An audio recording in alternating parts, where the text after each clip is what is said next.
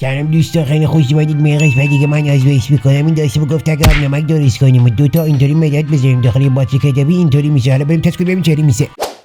لوازم مورد نیاز برای آزمایش: دفترچه یادداشت، خودکار مداد، عینک محافظ، لیوان، دستبیل، روپوش آزمایشگاه، یه مقدار از من و جامعه‌ای که بردم میکنم تا مردم شهرم شبها آسوده به خواب بروند.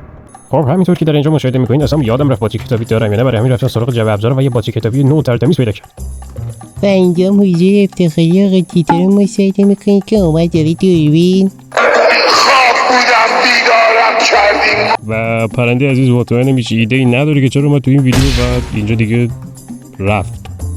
بریم به طرف غرب. کلا دیگه رفتش دیگه رفت. ابتدا لیوان را با تمام کمال ممال میاریم، ته زنگوست میزنیم ببینیم این چیه.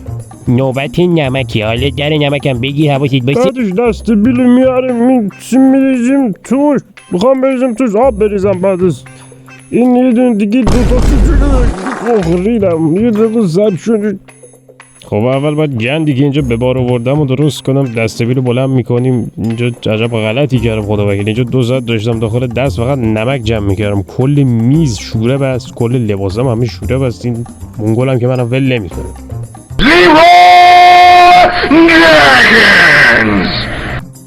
پرندم حالا ترجیح میدم اگه دارین موقع ویدیو اینو باز نکنین که کلا ول نمیکنه نشسته، یعنی هر کاری کنین داداش من دارم پاره میشم ولم کن. میخواد ببینید چیه. بیا نمک، بیا نمک میخوری بخور. نمیخوره دیگه. خلاصه اینم ریختم داخل و اینم دستبیل برداشتم اینجا دیگه. کلا باید یه دقیقه تمیز کنم بعد بیام تو این آب بریزم دیگه. یه دقیقه صبر کنین الان میام.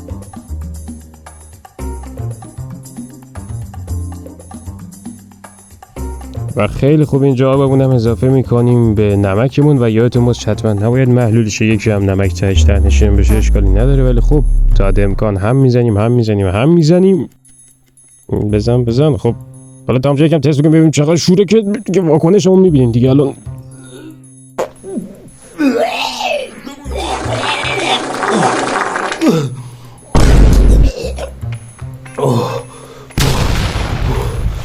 والا من چون با آب نمک یکم حساسیت دارم در کل، برای همین واکنش‌های عجیب غریبی نشون دادم. خب حالا بعدش اومدیم چیکار کردیم؟ ادامه آزمایش این بیلبلک رو گذاشتیم و مداد رو فرو کردیم داخلش که من برای اینکه کار شما راحت‌تر شه از این زاویه فیلمبرداری کردم و بریم نتیجه رو ببینیم.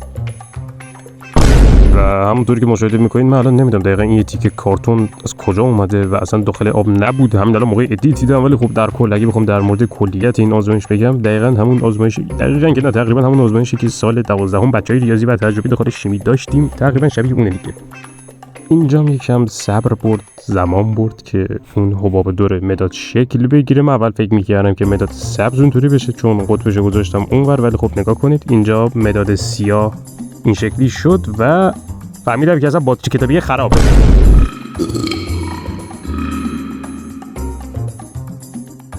بله دیگه ادامه نداد، حباب دیگه ادامه نداد.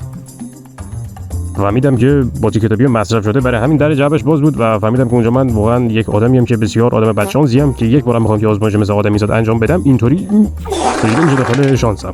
در کل بریم برای نتیجه گیری.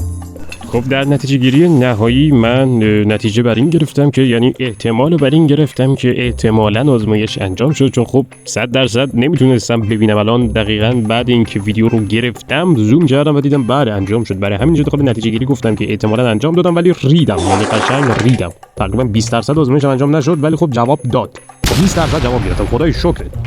دیگه ایرانی بودن همین خواصو داره دیگه، تو با کمترین بازخورد و وسایل همه جوابا رو میگیری. اسم من رادمهر. اگه از کار من و ویدیوی من خوشت اومد خوشحال میشم ما رو با سابسکرایب کردن و لایک کردن حمایت کن. و اگه فکر میکنی این گربه کیوت لایک کن دیگه.